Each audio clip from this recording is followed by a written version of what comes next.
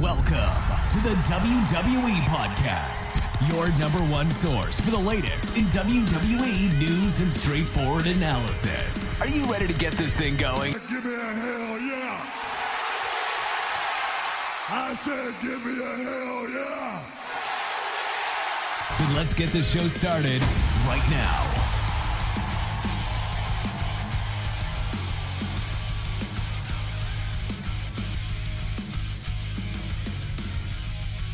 What's going on, everybody? Welcome back to another edition of the SmackDown Review right here on the WWE Podcast Network. As always, I'm your host, Michael Ritter. You can find me on Twitter at Michael5Ritter and on Instagram at MichaelRitter5. And today we're going to be talking about the SmackDown that aired on March 19th, 2021. This was the go-home show for the pay-per-view coming up on Sunday, Fast Lane. And obviously the last pay-per-view before WrestleMania, so the last go-home show we'll have to deal with until we get to the go-home show before WrestleMania, which is always pretty exciting. I mean, just this time of year in general, I feel like it flies by pretty fast. And now that Fastlane is finally going to be out of the way, we get to actually embrace and enjoy what is WrestleMania season, or at least what's left of it, so we can actually get excited for the matches that are finally starting to take shape, and we actually have somewhat of an idea for what the card might look like whenever WrestleMania comes around at the beginning of April. But before I get too far ahead of myself here on the SmackDown review, I want to go ahead and thank you guys for listening. If you're a first-time listener, thank you for choosing this podcast to listen to. If you're a regular listener, thank you for making this part of your weekly routine.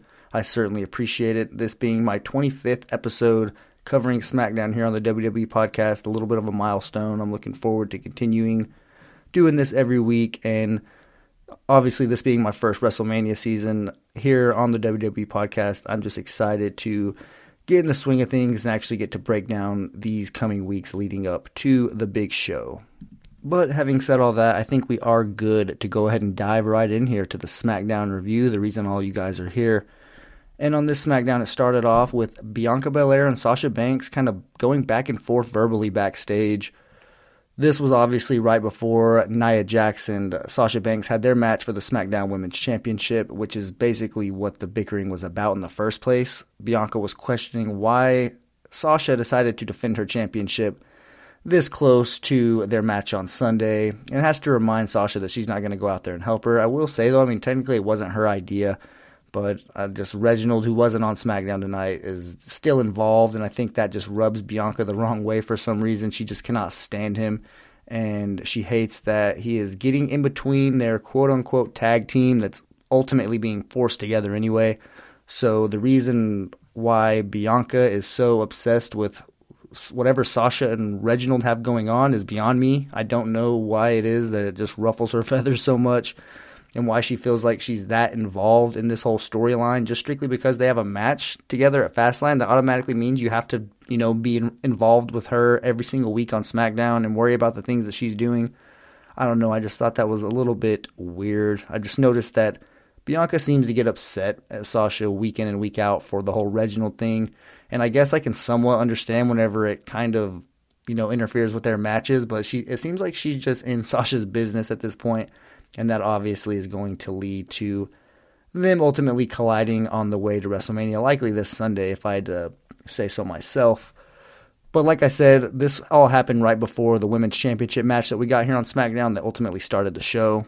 And it wasn't a very long match at all, but it was pretty good for what it was. Nia was definitely overpowering Sasha for a majority of the match, but Sasha was still managing to do some impressive counters and even set herself up for the win before the outside interference completely disrupted the match. And it kind of looked like Shayna antagonized Bianca outside the ring, which caused Bianca to retaliate and chase her inside the ring, and that ultimately distracted the official, while Nia Jax was likely about to tap out because she was in the bank statement. It looked like she was in there pretty good. I mean, it didn't look like she was about to back out or break out of it, sorry. She was just kind of, in the middle of the ring, and it looked like she was about to tap out, and then Shayna Baszler went to try to kick Sasha. Sasha let Nia go. So Nia Jax ended up being on the receiving end of that kick. And then Shayna gets thrown out of the ring. Then Sasha does a little bit of like a bridge, kind of flips over her. It's actually kind of impressive how fast she did it. And she does get the pinfall. And Nia's pissed off and she starts to blame Shayna like it was her fault that she lost. And if you actually watch the match, it's pretty clear that Shayna was not the reason that she lost. The bank statement was locked in pretty tight, and I do not think that Nia Jax was about to break out of it. If I'm not mistaken, if the whole antagonizing Bianca to the point where she has to enter the ring, if all that didn't happen, then likely Nia Jax was going to tap out in a matter of seconds. So the fact that she's blaming Shayna is pretty funny to me, but this definitely isn't the last that we see of the tag team champions throughout the night. They make a couple more appearances, one of them backstage here shortly, but before we get to that backstage segment, there is one right before it, and it's actually with Kayla Braxton and Edge. And she asks Edge how it feels to have his first match on SmackDown in just about a decade. Edge answers by saying that he's had his best night and his worst night of his career both on SmackDown. Obviously his best night referring to winning the World Heavyweight Championship from Undertaker and then having to relinquish that same World Heavyweight Championship because of his neck injury. So he just says that SmackDown has always kind of been near and dear to his heart. And then he also says that it feels a little bit surreal, but it feels right. And then he goes on to say that he believes J Uso can be one of the top talents in the entire industry, but he won't do it while he's walking in Roman Reigns' shadow. And someday J Uso is going to run in some trouble. Tonight, Edge is that trouble. Keeping things backstage here really quickly, because that was pretty much it. They moved on pretty quickly as soon as Edge finished speaking, and they moved on to Naya and Shayna, who were arguing backstage. And like I said, Naya's frustrated and tells Shayna that she should be a double champion right now if it wasn't for her. Go check the tape, Naya. You were definitely about to tap out, so I don't know what your whole argument is there. But she also adds that if Shayna pulls something like that this Sunday and costs them their tag team titles, that she's going to be coming for her. So Shayna apologizes, but Nia says that she doesn't want an apology. She wants to know what she's going to do to make it right. And Shayna answers by saying that she's going to get a match scheduled with Bianca to kick her head off and give her the nastiest beating of her life. And we really don't see Shayna approach Adam Pearce or Sonya Deville or anybody like that to actually schedule this match. It kind of just, happens. It gets announced and thrown at us. So before the end of the night, we do see a little bit more of the women's tag team champions. And that match just kind of gets thrown in at the very end of the show before the main event. And I'm not really sure if this is going to be the last time we see the women's tag team champions on SmackDown. Because obviously, it's really no secret that Sasha and Bianca likely aren't going to win. It just really wouldn't make a lot of sense to have them head into their match at WrestleMania as tag team champions. Although the more I think about it, the more I could see WWE doing that just because of how much sense it doesn't make, and that just seems to be the route that they take lately. But I don't know. I mean, just as far as things that happen later on in this episode, it kind of makes me have a little bit of suspicions for what might be next for Naya and Shayna. I mean, there are a couple tag teams on the SmackDown roster who are more than capable of challenging for those belts when you look at the Riot Squad and also Natalya and Tamina. So there's definitely enough tag teams on the SmackDown division to give Naya and Shayna some work for the following weeks leading up to WrestleMania if they were to find a temporary home here on SmackDown. But there's also some women on Raw that they can kind of, fiddle around with. Obviously, they're kind of in that ongoing feud right now, or whatever you want to call it, with Asuka, with the whole kicking her tooth out thing.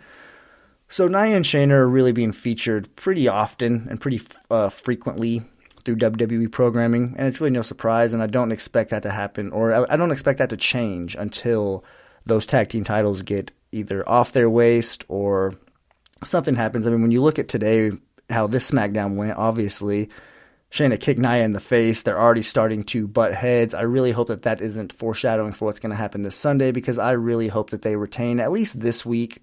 I don't necessarily want to see them go on a much longer reign as champions, but I don't want them to lose to Sasha and Bianca, so I'll kind of just leave it at that without repeating myself anymore. But moving on here, we will get to Seth Rollins, who comes out to the ring, and this is actually a pretty good promo. That's one thing I actually wrote down here is, man, just week in, week out, I've noticed that SmackDown has wrestlers who are just cutting some damn good promos. I mean, when you look at what Roman Reigns is doing week in and week out, and then the ongoing feud with Apollo Crews and Biggie, what Edge can do, what Daniel Bryan can do. I mean, you even look at Sami Zayn and Kevin Owens.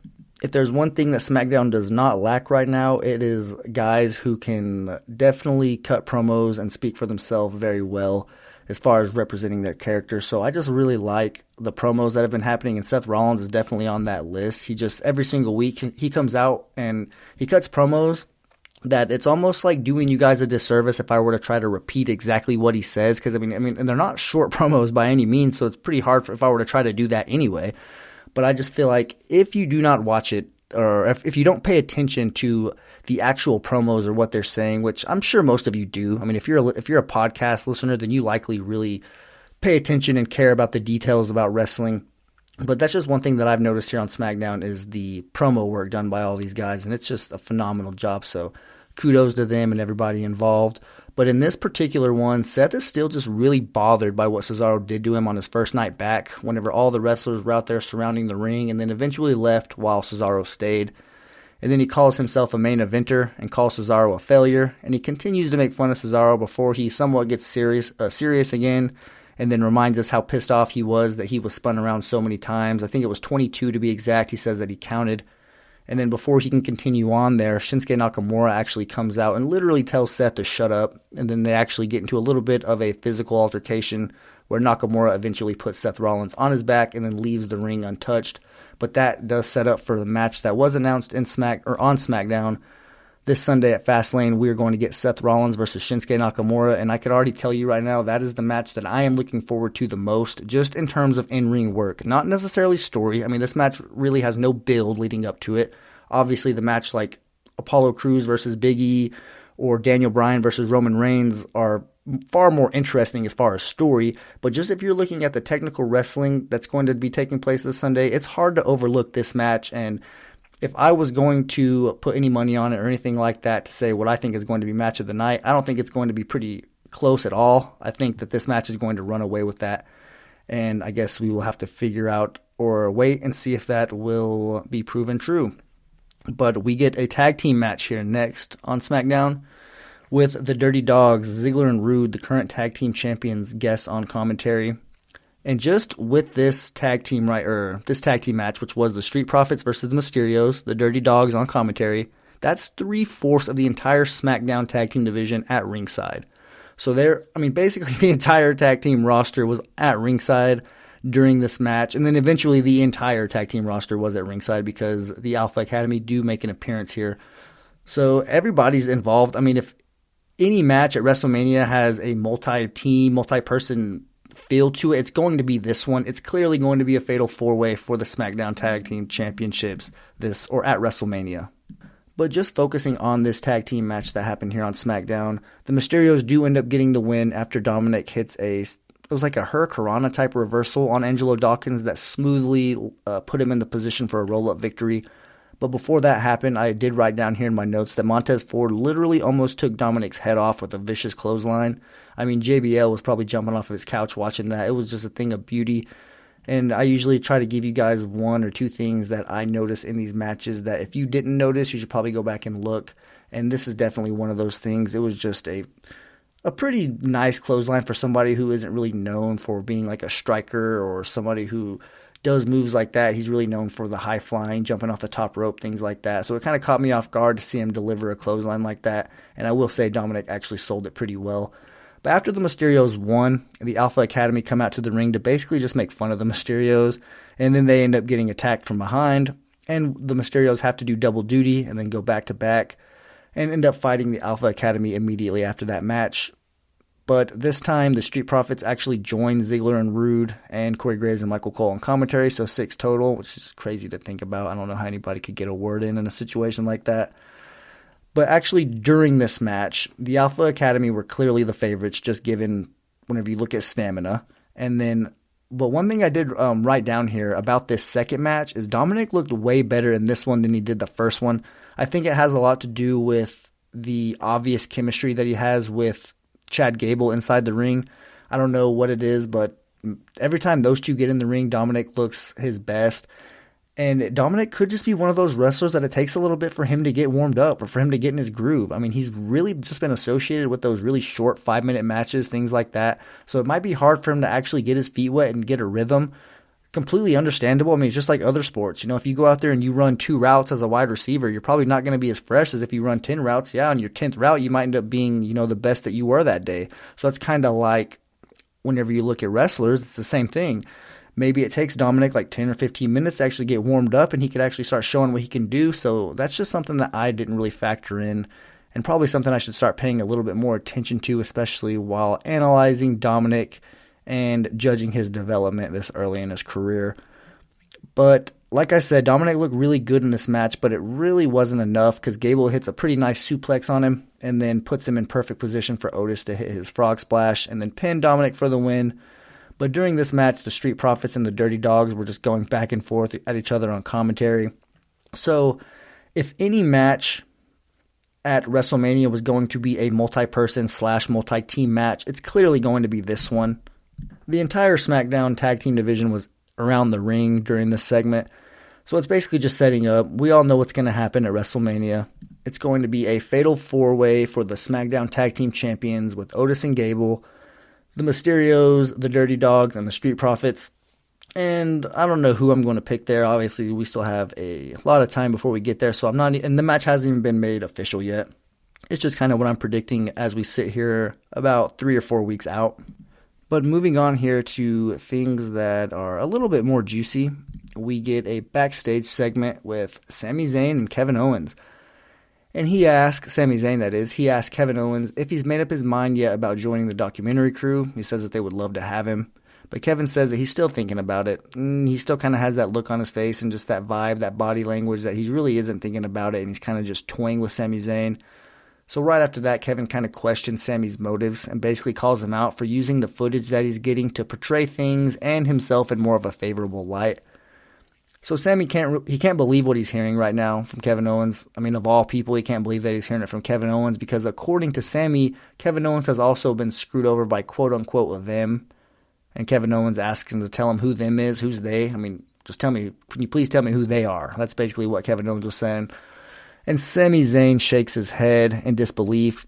He just doesn't believe that Kevin Owens still can't see what's going on, despite it being right in front of his face. And that's not all we see from these guys. Actually, it's probably one of my favorite parts of the entire show, and that happens pretty soon. But before that, we do get a segment from Daniel Bryan here. He comes to the ring to cut a promo before his match this Sunday at Fast Lane.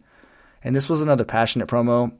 He wasn't only just hyping up Edge's match tonight, but he was also hyping up his match for the Universal title this Sunday. But he says that Edge is going to do everything in his power to get Roman Reigns one-on-one at WrestleMania. I mean, why wouldn't he? But anyway, he thinks that the reason Edge is going to do that because Edge thinks that he can beat Roman Reigns one-on-one. But according to Daniel, that's where Edge and Daniel Bryan are different because Daniel Bryan doesn't just think that he can beat Roman Reigns, he knows that he can beat Roman Reigns. And not only does he know that he can beat him, he knows that he can make him tap out, just like he made his cousin J Uso tap out. And that's where Roman Reigns' music hits, and he comes out and basically laughs at Daniel Bryan for thinking that he's going to make him submit. And he says that he'll let him come out here and tell his little sob stories about ambition, yada, yada, yada, but he's not going to let him come out and tell lies about the tribal chief. And Roman goes on to say that nobody in his entire wrestling career has ever made him tap out. And he would rather die in the ring than let someone like Daniel Bryan make him tap out. And Daniel Bryan basically just says he hopes that Roman Reigns doesn't die, but if he taps out or if he doesn't tap out, Daniel Bryan is going to walk out of Fastlane as the Universal Champion. So basically, they got pretty real there, basically saying, like, look, dude, I don't care if I have to kill you or choke you out. I am going to take your title. So that was pretty wild to see just from Daniel Bryan there. But, I mean, hey, he said it himself. This is his last shot here. And he actually, or somebody said it maybe on the internet, but it actually does make sense. Daniel Bryan hasn't had a one-on-one main event pay-per-view match in over 2 years. That's wild to think about. Just 2 years we haven't seen Daniel Bryan get a main event pay-per-view match. So he's definitely deserving of this, and I'm glad that it's going to happen against Roman Reigns. And actually during his promo, he said, I'm going to make Roman Reigns tap out just like I made his cousin tap out. I mean, I know I just said that whenever I was reading the things that they said, but whenever he said that, I seriously thought just for a second that he was going to reference their previous meeting. Like, I'm going to beat him just like I should have beat him this time, or just like I should have done that. I don't know. I kind of thought that they were going to go a different direction with that, or at least I was a little bit hopeful that that's what they were going to do, but they didn't. So it looks like they are. I mean, as we really don't have any more mic time for either superstar unless they get some time before the show, I don't think they're going to reference their past at all. So it looks like during this entire program, they're just going to completely leave that in the vault, in the history books, whatever you want to call it. They are not going to bring that up. And I mean, I don't know. I think that they could have gotten a lot from it. It could have made this storyline a little bit more emotional. It could have made it more real because there was some real things that fans remember from that point in time. I mean, me in particular, that's like right whenever I started watching wrestling again, so I kind of definitely know exactly what they're talking about, and I would have liked it if they would have referenced that a little bit, but either way, I'm still looking forward to this match, and it, like I said, Shinsuke Nakamura and Seth Rollins, that's probably going to be match of the night, but do not sleep on Daniel Bryan and Roman Reigns, because this being Daniel Bryan's last big-time program, or likely his last big-time program, you know he's going to want to go out with a bang. You don't know if this is going to be his last pay-per-view main event. I mean, he hasn't had one in over 2 years, so it's not easy to say he's just going to have another one guaranteed. So, I mean, he's definitely going to make the most of it, and I know this match is not going to disappoint, especially with Edge as the official special enforcer. But moving on here to something I just mentioned a little bit ago, talking about Sami Zayn having another interaction, I guess you can say, or encounter with Kevin Owens. Even though the match itself was Sami Zayn versus Baron Corbin, Kevin Owens was a guest on commentary. But the match itself was just an old-fashioned heel versus heel. Sami actually tries to cheat a lot, and it's pretty obvious during this match. I mean, he tries to steal a pinfall by putting his foot on the ropes. He tries to take the padding off of the turnbuckle that the referee ultimately saw, and Corbin took advantage of that by hitting Sami Zayn with the end of days to pick up the win. And after the match, Cole immediately asked Kevin Owens if he saw anything suspicious regarding the way that this match was called and by the referee himself, and Kevin Owens responds by saying that he actually thought there was some great officiating. And Sami comes over to the commentary table, and he says that he's basically just pleading to Kevin Owens to agree with him that he got screwed over. This was kind of weird to see. He was like on his knees, and Kevin Owens is basically just telling him no. He's being honest with him that he thought the officiating was great and that Sami Zayn got caught. And maybe, hey, you just lose. Sometimes you lose. There's really nothing else you can say. Just sometimes you lose.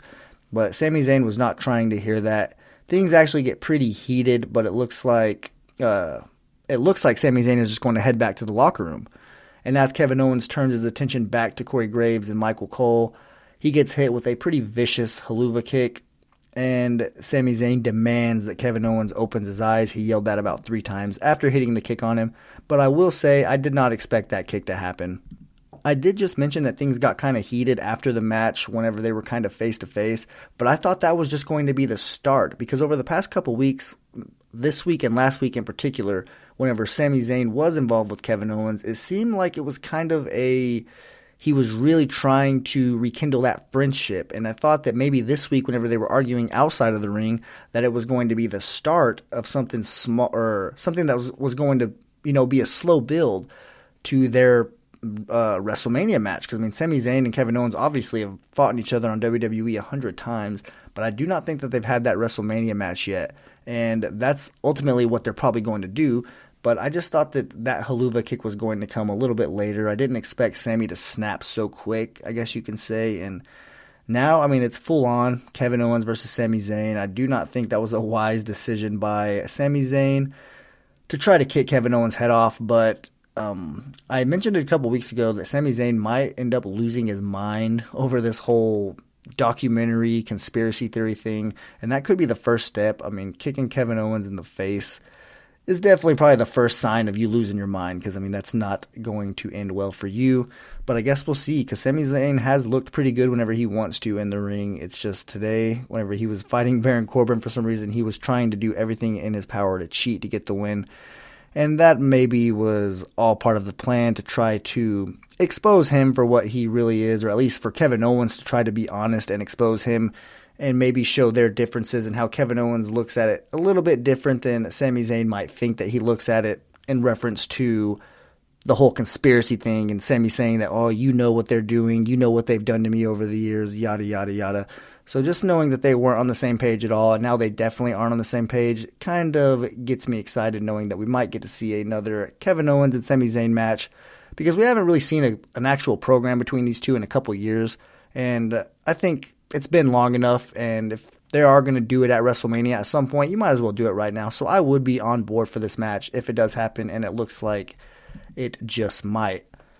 But moving on here, later on in the night, we get a virtual interview with Biggie and Apollo Crews. And Michael Cole asks if either of them feel like they'll be able to settle their differences. And Biggie just basically laughs and says that's long gone. He tells Apollo Crews that he only has 2 days left to enjoy the normal function of his limbs, and he should take these 2 days to enjoy the present because his future is very bleak. And then he guarantees that he's going to retain his title this Sunday and that Apollo Crews is going to get everything he deserves.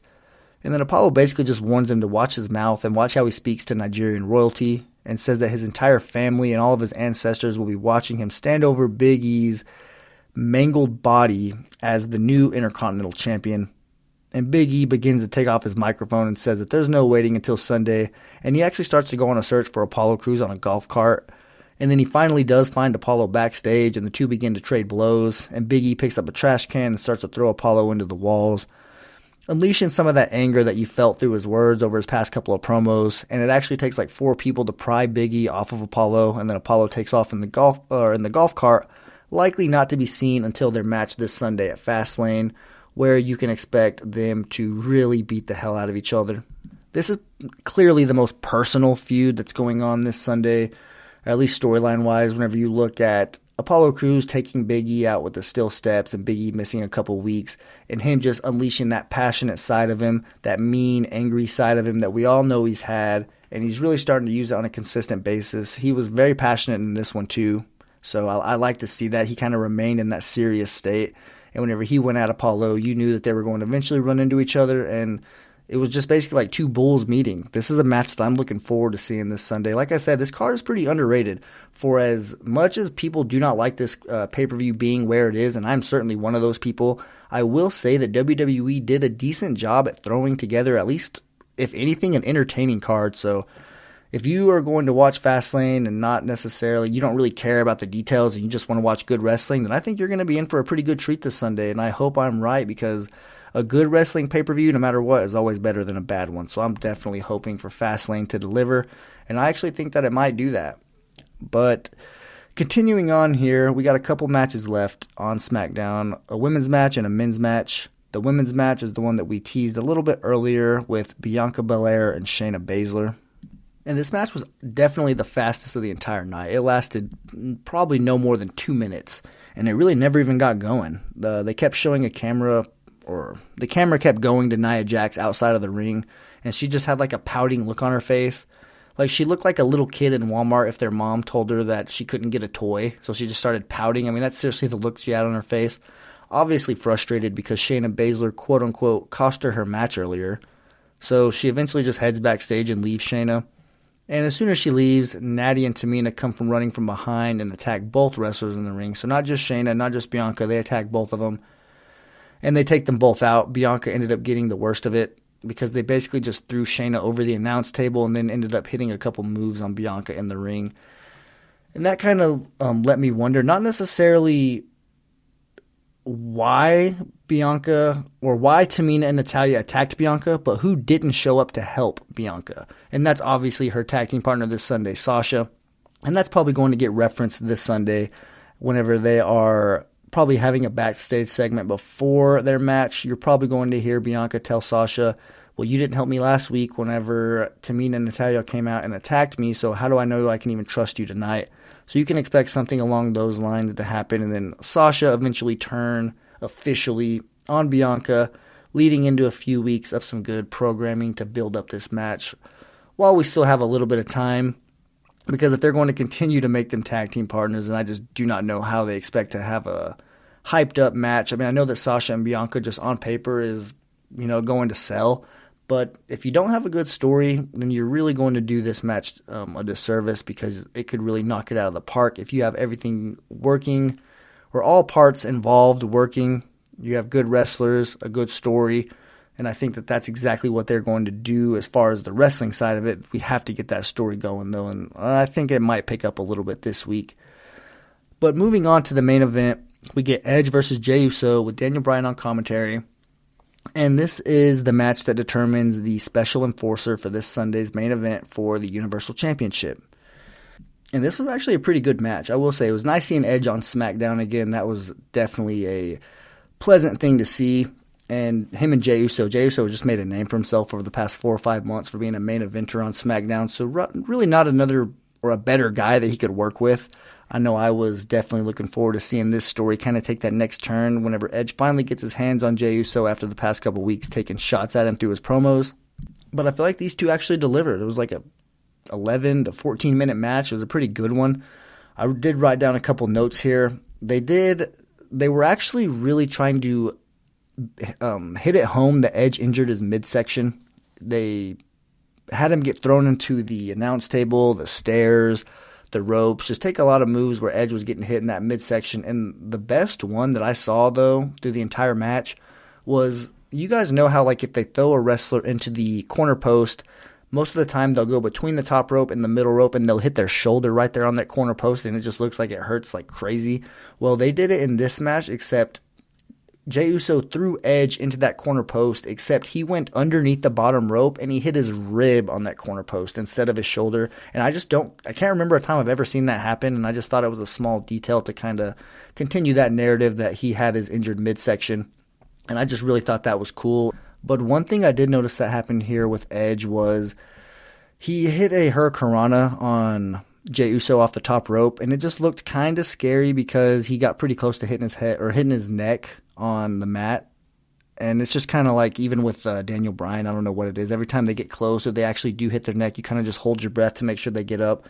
And luckily Edge got up and it was kind of just like a close call. They didn't even really acknowledge it at all on the announce team. So I don't think that it's anything to worry about. It's just good to know that Edge he can handle a close call like that and be all right. So that's just good to know for this second run, coming back off of his injury. So it's good to know that Edge is going to be all right, basically is all I'm trying to say. But anyway, Edge does win this match clean with a spear, and he becomes a special enforcer.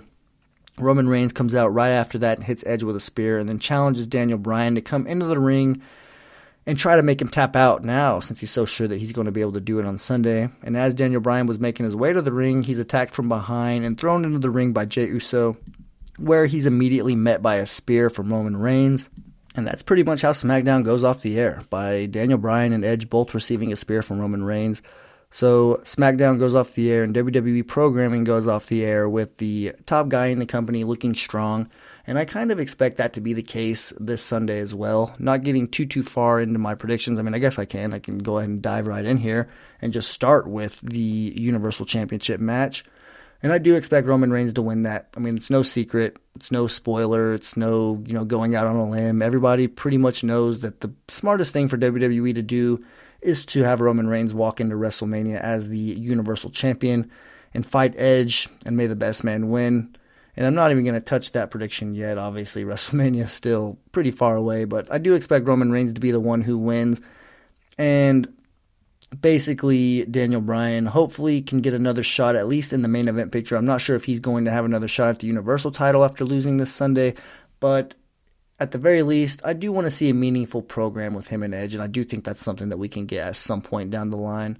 But moving on here to the next match on the card here, and I'll go ahead and get to the tag team for the women.